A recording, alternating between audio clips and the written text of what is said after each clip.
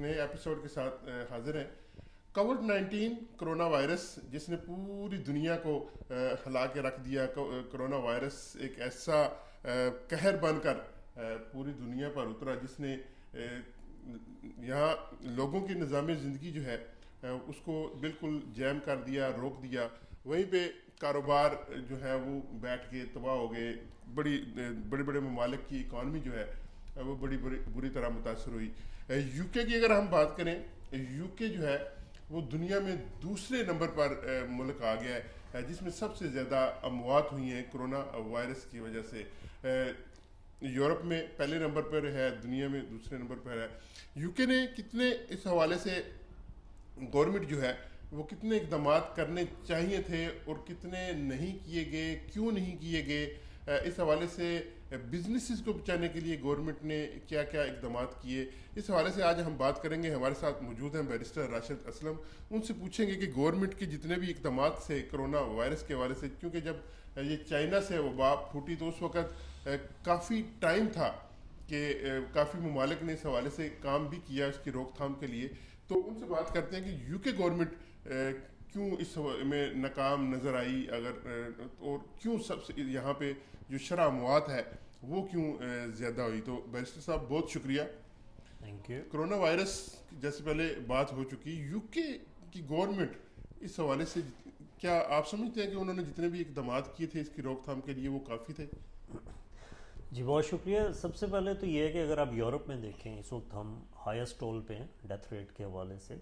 اس کی جو سب سے بڑی وجہ جو سمجھ آتی ہے کہ وہ میئرز جو ہمیں لینے چاہیے تھے شروع میں، کہ جب یہ وبا پھوٹ چکی تھی، جب اس کو پینڈیمک قرار دے دیا گیا تھا WHO کی طرف سے، اس وقت ہم نے کوئی میئرز نہیں لیے۔ اس وقت فلائٹس یہاں پہ آ رہی تھیں، کوئی ٹیسٹنگ نہیں کی جا رہی تھی ایئرپورٹ پہ۔ ہیتھرو ایئرپورٹ پہ یہ بات ہو رہی تھی کہ ٹیسٹنگ ہونی چاہیے۔ وہ فلائٹس چائنا سے بھی آ رہی تھیں، مختلف ملکوں سے آ رہی تھیں۔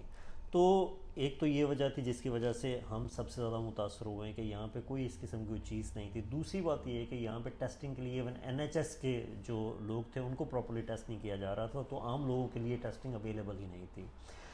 اگر آپ اس حوالے سے دیکھیں تو جرمنی نے ایک واضح مثال قائم کی۔ انہوں نے اپنی آبادی میں روزانہ 1 لاکھ بندوں کو ٹیسٹ کیا جب یہ وبا پھوٹی ہے۔ تو اس کی وجہ سے پھر انہوں نے ایک ایپ قائم کی۔ وہ ایپ کو کہا گیا کہ آپ لوگ انسٹال کریں تاکہ آپ کو پتہ چلے کہ آپ کے ارد گرد جو پھرنے والا شخص ہے اس کو کرونا وائرس ہے یا نہیں، وہ اگر اس سے متاثر ہے تو آپ ڈسٹینس رکھیں اس سے۔ اس کی وجہ سے انہوں نے اس پہ قابو پایا، اسی کی وجہ سے اگر آپ جرمنی میں دیکھیں تو جو ڈیتھ ٹول ہے وہ سب سے کم ہے یورپ میں۔ اس کے علاوہ اسپین نے بھی یہ سلسلہ دوبارہ شروع کیا۔ اب آ کے کل سے یو کے نے یہ اناؤنس کیا کہ جی ہم یہاں پہ یہ ایپ لانچ کریں گے، ہم یہاں پہ ٹیسٹنگ کریں گے۔ اس کو آزمائشی طور پہ ابھی آئل آف وائٹ میں انہوں نے لانچ کیا ہے۔ وہاں پہ وہ کہتے ہیں کہ چھوٹا سا جزیرہ ہے، اوبیسلی وہاں سے رزلٹس کا پتہ چلے گا، لیکن ضرورت اس امر کی ہے کہ اس پورے سلسلے میں ٹیسٹنگ کو زیادہ بڑھایا جائے۔ یہاں پہ 1 لاکھ سے 2 لاکھ۔ آپ کیا سمجھتے ہیں کہ یہ سلسلہ پہلے کیوں نہیں اقدامات کیے کہ کیا لائٹ ہلکا لیا گیا کرونا وائرس کو، یا اپنے کے اوپر بہت زیادہ بندے کو ہوتا ہے نا کہ اوور کانفیڈنس ہو جاتا ہے کہ وہ تھا کہ ہمیں کچھ نہیں ہونا؟ اس میں یہ سمجھتا ہوں کہ 2 ایشوز تھے اس وقت۔ اس میں بلکہ ڈیمانڈ بھی ہو رہی تھی کہ آپ کیوں نہیں کچھ کر رہے، تو اس میں گورنمنٹ کی طرف سے یہ بات آ رہی تھی کہ جی ہو سکتا ہے کہ ہم اس کو معاشی طور پہ سہ نہ سکیں، کیونکہ بریگزٹ ہوا تھا، ہم اس سے بھی اس مسائل سے بھی 2-4 تھے۔ تو جب بھی یہ بات ہوتی تو وہ کہا جاتا تھا کہ ابھی یو کے میں ویو نہیں آئی، جب ویو آئے گی تو ہم لاک ڈاؤن کریں گے۔ وہ لاک ڈاؤن کو اتنا لیٹ کیا گیا، 23 مارچ کو کیا گیا، اس وقت تک بہت سارے لوگ تھے جو متاثر ہو چکے تھے، تو اس کو روکنا بہت مشکل تھا۔ وہ جب ویو آئی تو وہ اتنی شدید آئی ہے کہ جس کی وجہ سے ہم اس وقت تک اتنی جانیں ضائع کر چکے ہیں جو کہ اگر پہلے ہوتا تو وہ یہ نہ ہوتا۔ تو اسی وجہ سے میں یہ سمجھتا ہوں کہ اس پہ ایک انکوائری کنڈکٹ ہونی چاہیے۔ مرحلے میں مطالبہ ہو اور بھی رہا ہے، اس پہ مطالبہ بعض حلقوں کی طرف سے ہو بھی رہا ہے کہ انکوائری ہونی چاہیے کہ ہم نے وہ میئرز، ہم نے وہ اقدامات کیوں نہیں کیے، ہماری حکومت نے کیوں نہیں کیے جو کہ باقی ممالک نے کیے، باقی یورپ کے بعض ممالک نے کیے۔ اس کو پراپرلی انہوں نے جو تھا اقدامات کر کے اس کو فیس کیا اور اس کو قابو کیا، اس وبا کو۔ تو میں یہ سمجھتا ہوں کہ اس پہ حکومت کے پارٹ پہ بھی نااہلی ہے۔ دوسری بات یہ ہے کہ اگر آپ دیکھیں پچھلے کافی سالوں میں ہم نے NHS کا بجٹ کٹ کیا ہے۔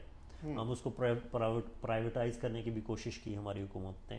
تو یہ جو بجٹ کٹ ہوتا رہا جس میں ڈاکٹرز نکالے گئے, نرسز نکالی گئیں, ہاسپٹلس کچھ بند کیے گئے, میں یہ سمجھتا ہوں کہ یہ بھی ایک بہت بڑی وجہ ہے کہ جب یہ پینڈیمک یہاں پہ آیا تو اس میں ہمارے پاس اتنے ریسورسز نہیں تھے کہ ہم اس کو فیس کر سکیں یا ہم اس کو قابو کر سکیں, جس کی وجہ سے ہم نے بہت زیادہ جانیں ضائع کی اس ملک میں.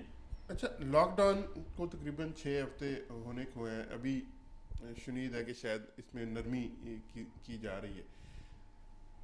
اس 6 ہفتے کے دوران کیونکہ بزنسز بند رہے, چھوٹا بزنس کاروبار تھے وہ بالکل ہی سارے میں چلے گئے, بڑی بڑی کمپنیاں جو ہیں وہ بینکرپسی کی طرف چلی گئیں.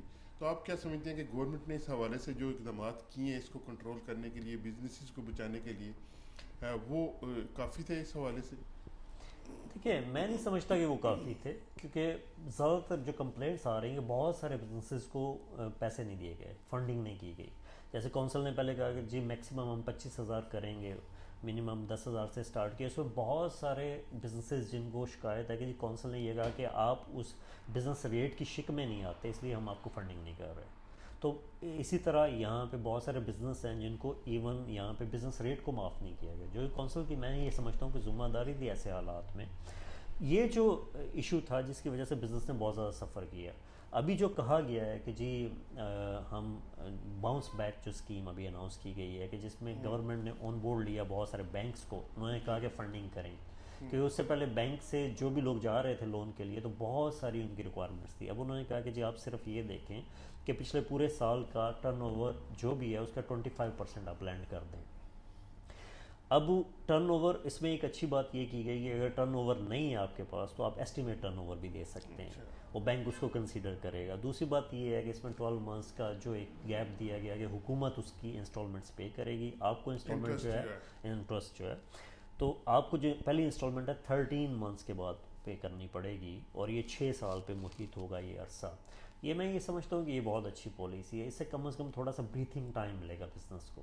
لیکن وہ بات نہیں ہوگی کیونکہ اسی وجہ سے لوگ ابھی بھی سکیئرڈ ہیں, بزنسز سکیئرڈ ہیں, وہ یہ چاہ رہے ہیں کہ ایک ایگزٹ پلان دیا جائے. پچھلے 2 ویک سے جو لوگ بات کر رہے ہیں وہ یہ کہہ رہے ہیں کہ یہ گھروں میں بند کر دینا حل نہیں ہے, آپ اس کا حل نکالیں. اگر کوئی ویکسین ہے تو ویکسین لے کے آئیں, لوگوں کو لگائیں, یا کوئی ایسی سوشل ڈسٹینسنگ کی کوئی قانون پیش کریں جس کی وجہ سے لوگ کم از کم اپنے کام کر سکیں. تو کیا سمجھتے ہیں کہ یہ سنڈے کو بورس جانسن جو ہے وہ عوام سے خطاب کر رہے ہیں, اس میں انہوں نے کوئی اپنا ایگزٹ پلان دیں گے, تو کیا سمجھتے ہیں کہ کیا ہو سکتا ہے وہ متوقع؟ اس میں بیسکلی میں یہ سمجھتا ہوں کہ وہ سوشل ڈسٹینسنگ کو رکھ کے جو کہ 2 میٹر ہے, حالانکہ اس پہ بھی ایک سوالیہ نشان ہے. جیسے WHO ورلڈ ہیلتھ آرگنائزیشن جو ہے وہ کہتی ہے 1 میٹر کا ہونا چاہیے, بہت سارے ممالک میں 1 میٹر کا ہے, یہاں پہ UK نے 2 میٹر کو اپنایا, وی اوکے ود دیٹ. لیکن اس کو رکھ کے آگے میں یہ سمجھتا ہوں کہ بزنسز کو کچھ طریقے سے کھولا جائے گا کہ کی ورکرز ہر بزنس میں آ سکیں, چھوٹے بزنس کھل سکیں, تاکہ تھوڑی بہت معاشی جو سرکل ہے وہ چلے, اس میں ایکٹیویٹی دوبارہ ہو سکے. اور یہ بہت ضروری ہے, اور اس بارے میں ہنٹ بھی دیے گئے ہیں. ابھی ریسنٹلی تھرسڈے کو دوبارہ اس کو ریویو کیا جانا ہے. ہوم آفس کی طرف سے بھی کافی ساری سہولیات متعارف کی گئیں, کچھ ویزاز میں ایکسٹینشن کی گئی, کچھ بینیفٹ کے حوالے سے کیٹیگریز تبدیل کرنے کی آپشن دی گئی. تو اس حوالے سے آپ وہ کیا تھیں اور کیا سمجھتے ہیں کہ وہ سود مند ثابت ہوئیں, ان سے لوگوں نے مستفید ہوئے لوگ؟ دیکھیں اس میں بہت ساری کیٹیگریز تھیں. جیسے ابھی ہوم آفس نے جیسے ایک تو اچھا انہوں نے کیا کہ جو لوگ بھی وزٹ ویزاز پہ تھے ان کو انہوں نے کہا کہ آپ 31 مئی تک لیگل ہیں, آپ کو کوئی لیگل کنسیڈر نہیں کیا جائے گا. اگر آپ کی اپلیکیشن ایکسٹینشن کی پینڈنگ ہے تو اس بارے میں بھی آپ کو فکر مند ہونے کی ضرورت نہیں ہے, ہم اس میں رعایت دیں گے. تیسرا انہوں نے یہ کہا کہ اگر کوئی ویزا ایسا تھا جو آپ سوئچ کرنا بیک ہوم جا کے کرنا چاہتے تھے, آپ یہاں سے سوئچ کر سکتے ہیں. یہ اچھی چیزیں ہیں. بینیفٹس کے حوالے سے مجھے تھوڑا سا اعتراض ہے یہاں پہ کہ بہت سارے لوگ ہیں جن کے کیسز پینڈنگ تھے, جو انلیگل ہیں, وہ سفر کر رہے ہیں یہاں پہ, ان کے لیے کوئی کسی قسم کی معاشی پیکج کا اعلان نہیں کیا گیا آج تک. آپ دیکھ لیں 6 ویک ہو گئے ہیں, وہ سب سے زیادہ میزریبل سچویشن میں ہیں کہ لینڈ لارڈ ان سے کرائے مانگ رہے ہیں, کام ان کے پاس ہے نہیں. تو وہ بیسکلی اس سٹیج پہ ہیں کہ جہاں پہ ان کو فوری طور پہ کوئی مدد کی ضرورت ہے. اس کے بارے میں کوئی ہوم آفس کی طرف سے پالیسی نہیں ہے. وہ تھوڑے بہت نہیں ہیں, وہ 10 سے 12 لاکھ لوگ ہیں جس ملک میں موجود ہیں. میں یہ سمجھتا ہوں ان کے لیے کوئی پالیسی اناؤنس کرنی چاہیے, کم از کم ان کو کوئی ब्रीथिंग स्पेस मिले यहाँ पे, कम से कम उनकी फूड की सप्लाई जो है या इस तरह की कोई चीज़ हो कि वो थोड़ा सा इस हालात में, इन पूरे हालात में सर्वाइव कर जाएं। दूसरा उसमें स्टूडेंट्स हैं जो फॉरेन स्टूडेंट आए हुए हैं, वो यहाँ पे स्टक हो गए हैं, वो पीछे से उनको पेमेंट्स नहीं आ रही क्योंकि पूरी दुनिया में ऑब्वियसली बिजनेस बंद है, तो वो भी इस वक्त वापस भी नहीं जा सकते। तो इस पूरी सिचुएशन में वो बुरे हालात का शिकार है। मैं ये समझता हूँ उनके लिए एक पैकेज अनाउंस होना चाहिए। तीसरा, इसमें जिन लोगों को 10 साल की कैटेगरी में वीज़ा दिए गए उनके लिए बहुत सारी पाबंदियां हैं कि वो बेनिफिट्स अप्लाई नहीं कर सकते, जो मेजर बेनिफिट्स होते हैं जिसकी वजह से कोई भी इंसान यूके में सर्वाइव कर सकता है। अब उनके लिए कहा गया कि चेंज ऑफ कंडीशन का आप फॉर्म करें। उसमें बहुत सारी ये रिपोर्ट्स हैं, बहुत सारे ये तजर्बे हैं जो देखने में आया कि उसको डिले किया जा रहा है। उस एप्लीकेशन लोग अप्लाई करते हैं, इतनी जल्दी रिस्पॉन्स नहीं आ रहा उसका, तो वो सफरिंग वहीं पे कायम है। अगर वो इस हालात में बेनिफिट अप्लाई करते हैं तो ऑब्वियसली ये एक्सटेंशन पे प्रॉब्लम पड़ेगा, और हुकूमत की वाज़ेह इंस्ट्रक्शंस हैं कि जी आप ये बेनिफिट्स अप्लाई नहीं कर सकते। चले, हमने गवर्नमेंट की भी बात कर दी, अदारों की भी बात की, अवाम का कितना कंट्रीब्यूशन रहा, इस अवाम ने कितना तावन किया और इसके रोकथाम के लिए अवाम कितना इसमें उनका कंट्रीब्यूशन था। और आफ्टर ये जब मंडे के बाद अगर लॉकडाउन नरम होता है तो अवाम की क्या जिम्मेदारी आप समझते हैं कि उनकी ये जिम्मेदारी होगी? देखिए, सबसे पहले तो अगर आप देखें 23 मार्च से अब तक जो लॉकडाउन में, अगर पुलिस की आप बात करें, पुलिस ने जो जुर्माने किए हैं ऑलमोस्ट 9000 जुर्माने कि जिन्होंने वायलेट किया लॉकडाउन को, वो बहुत बड़ी तादाद नहीं है। इतनी बड़ी आबादी में से अगर 9000 लोग हैं वो कुछ भी नहीं है। इट मीन्स के लोगों ने फॉलो किया, जो गवर्नमेंट ने स्टेप्स कहे तो उसको फॉलो किया गया मुकम्मल तौर पर। लॉकडाउन में लोग रहे, इसी वजह से अगर आप देखें तो थोड़ा सा इस वबा के फैलाव में भी ये रुकावट रही है कि लोग बहुत ज़्यादा बाहर नहीं निकले। अगर आप सिटी में जाएँ या हर तरफ जाएँ, रोड खाली पड़े हैं, अभी भी लोग घरों में हैं, लेकिन ये हल नहीं है। हल इसका ये है कि वो वैक्सीनेशन का कोई इस किस्म का प्रोसेस दिया जाए ताकि लोग अपने आप को महफूज कर सकें। रोज़ाना जितना डेथ टोल है उसकी वजह से लोगों में तशवीश फैल रही है कि वो नीचे नहीं आ रहा, क्योंकि लोग एक्सपेक्ट कर रहे थे कि हम छठे वीक के लॉकडाउन में हैं तो अब जो डेथ का टोल था वो कम होना चाहिए था, वो रेशो अभी कम नहीं हो रही। तो उस वजह से लोग परेशान हैं कि हुकूमत कर क्या रही है, और इसी वजह से हुकूमत के बारे में सवाल उठ रहे हैं कि वो क्या स्टेप्स ले रहे हैं, एग्जिट पॉलिसी क्या है, आगे क्या पॉलिसी देने जा रहे हैं। बहुत शुक्रिया बैरिस्टर साहब, आपने गुफ्तगू सुनी बैरिस्टर साहब की। उम्मीद है काफ़ी मालूमात आप तक पहुंची होंगी। अपना ख्याल रखिए और मिल के इस कोरोना वायरस को हमने शिकस्त देनी है और इंशाल्लाह ज़रूर इसको मात देंगे हम।